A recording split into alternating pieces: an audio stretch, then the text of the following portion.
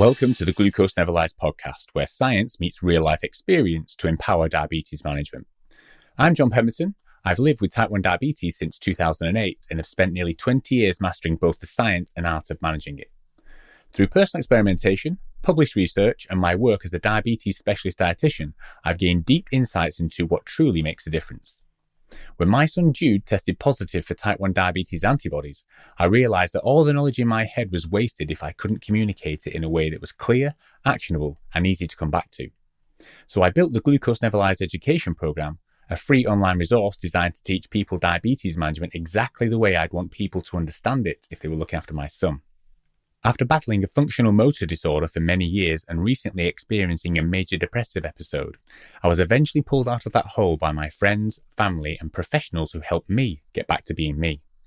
That experience taught me the power of giving, and this podcast is my way of giving back. My co-host Louise is a highly experienced diabetes nurse with over 20 years in the field. She brings a wealth of knowledge, and her superpower is making complex diabetes science accessible and practical for everyday life. She is the best diabetes nurse I have ever worked with, and there have been some good ones. Most importantly, she keeps me in check and keeps the podcast on point. So, if you're living with diabetes or supporting someone who is, we want to make things easier, clearer, and importantly, more enjoyable. We hope you enjoy the content. If you do, please share it with those who may like it too. As a disclaimer, the information shared on the Glucose Neverlies podcast is for informational and educational purposes only. While we discuss strategies and insights for diabetes management, this podcast is not a substitute for professional medical advice. Always consult your healthcare team before making any changes to your diabetes plan. That done with, let's get into the content.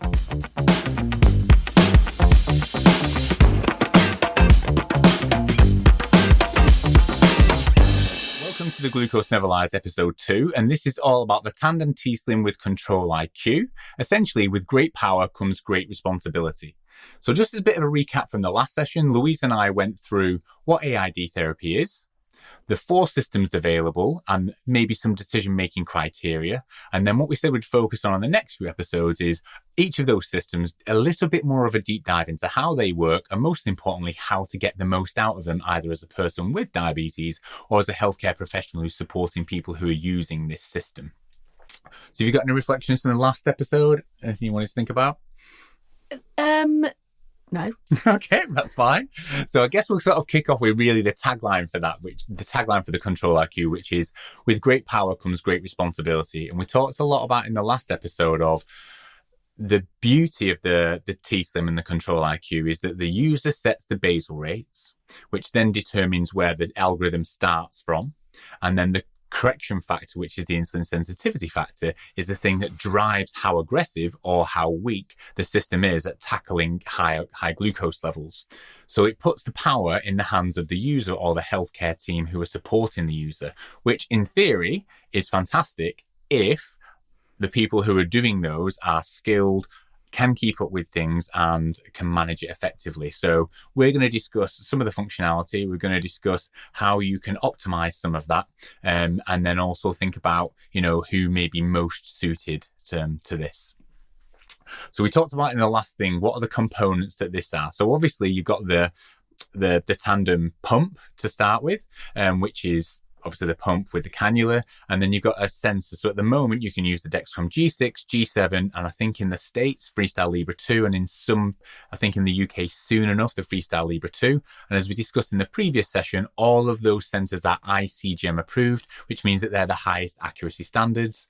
The only difference being is that the Freestyle Libre 2 you cannot calibrate. So if that's the calibration of nudging the glucose back into where the finger pricking device is saying occasionally is something that's of benefit to you, that's obviously where you may think of the Dexcom G6, G7. But if you prefer a sensor that lasts longer, 14, 15 days, and you don't regularly check your finger prick at all, it doesn't matter. Maybe you prefer the Freestyle Libre 2. Just from our personal practice, we've been using Dexcom because we find that sometimes the parents and the children like to calibrate, but they certainly don't all do that. Maybe sort of 30% of our cohort do that. Do you think that's fair? Yeah, I think there's a certain type of person or family that will calibrate. Like me. Yeah, absolutely. Or if you've got particularly young children, or people that might have used a pump previously in open loop therapy without a sensor and those sorts of things. So whereby obviously a lot of our families are going on to AID systems fairly soon after diagnosis, but it's important that we not forget those families that have battled previously on MDI, a pump in open loop, and then seeing the event of the sensors coming in as well. So we'll just give an overview of how the algorithm works. Apologies if we get any of this wrong, but this is the best we can do. So essentially, the algorithm takes into account quite a few factors: the glucose level, where it's trending, how much insulin is on board, and then what it looks at is 30 minutes into the future. And if the 30 minutes into the future, it predicts it's still going to be between 6.3 and 8.9, it just continues at the current basal rate that it's currently running at. However, if it predicts it's going to be above 8.9, then it will start to increase the basal rate based on the correction factor, using that as the main driver. If it's predicted to go above 10, it will put an auto correction in of 60% of what it believes is required, but it can only do that once every hour. So that's maybe not as aggressive as some of the other systems. However, it does give those extra correction doses as required every hour if the glucose level is predicted to be above 10. On the flip side, if you're predicted to be below 6.3, but not quite hypoglycemic in the next half an hour, it will reduce the basal rate. But if you're predicted to be below 3.9, it will then suspend the basal rate when you're predicted again half an hour into the future. So essentially, as all these systems do, if you're going to go up, it puts more insulin in. If you're going to go down, it reduces or stops the insulin. But they're the specifics on how the algorithm works. So I guess in simple terms, what we can think about is there's two measures that it can put into place to reduce higher glucose levels. So it can increase the basal rate based on that current sensitivity. But if that's insufficient, or maybe there's been a misbolus for food, it will add a correction in.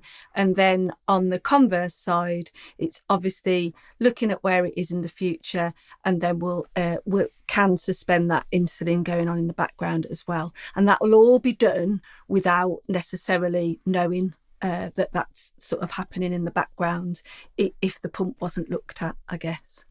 And it does have two other modes. It has exercise mode and sleep mode. So when you put the exercise mode on, essentially it just puts the target a little bit higher about where it decides to put those increased basals and increased correction doses. So it doesn't allow them to happen as soon as, I think it's something like it only then predicts if you're going to be above 8.9. 8.9. Yeah, 8.9, and it'll put a bit more in. So it just gives you a bit more protection.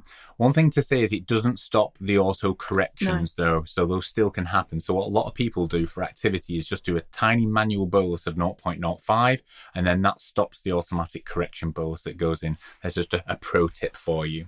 Yeah. Sleep mode, do you want to go through that? So I suppose there's quite a lot of confusion sometimes about sleep mode in terms of thinking about when it should be initiated to come on. So you can set sleep mode on to come on over different days. If you go to bed, for instance, much later at the weekend, Friday and Saturday, then you might program sleep mode to come on at, say, 10 o'clock. It's important to enable it to come on at least, do we say, about 2-3 hours after that last evening meal or last sort of mealtime bolus, because when we're in sleep mode, it won't give automatic corrections. So that's just something to bear in mind. So if you have a person that's going to eat particularly late at night, it's probably worth delaying that sleep mode a little bit. But then it does, it targets a slightly lower glucose sensitivity range, so 6.1 to 6.6 overnight. So you might think, oh, because it's not going to give automatic corrections, I won't get as good control. But actually it targets that glucose level to be a little bit lower overnight by using the programmed insulin sensitivity for that time of day. So that's, I would say that's like a massive advantage of this pump in terms of what we can see overnight happening without the user really needing to do anything. So yeah, there's the standard mode we described. There's the exercise mode where the increases in insulin won't happen as often. And actually, if you're predicted to be below 4.4, it will suspend the insulin. So again, it offers more protection from that perspective. So that's the nuts and bolts of sort of how the algorithm works. And again, going over the pros of this system, as we've described, not only can you have this one profile where you set the basal rates and correction factors, you can set up multiple profiles. So for example, if you're someone who does a lot of activity on a Saturday, you can set a profile that has basal rates that are 50% lower than your other setting and correction factors which are 50% less aggressive, the same with carb ratios. So again, you can just flip to that profile on the Saturday morning, and you don't have to worry about setting exercise modes and worry about reducing boluses. So you can do all of that. And again, this is fantastic for the engaged user and the healthcare professional team that are really on top of those things.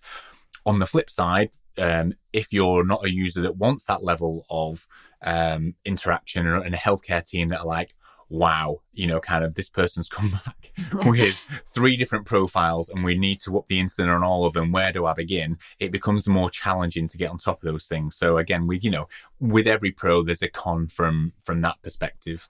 Yeah, but I would probably say that is one of the most unique and positive things about this system, the fact that it's not learning every day like the other systems. So it is that you can literally flip into a different profile at the weekend and not worry that that's then going to impact how your glucose control is going to be on a Monday morning, obviously providing you flip back to your school profile or whatever.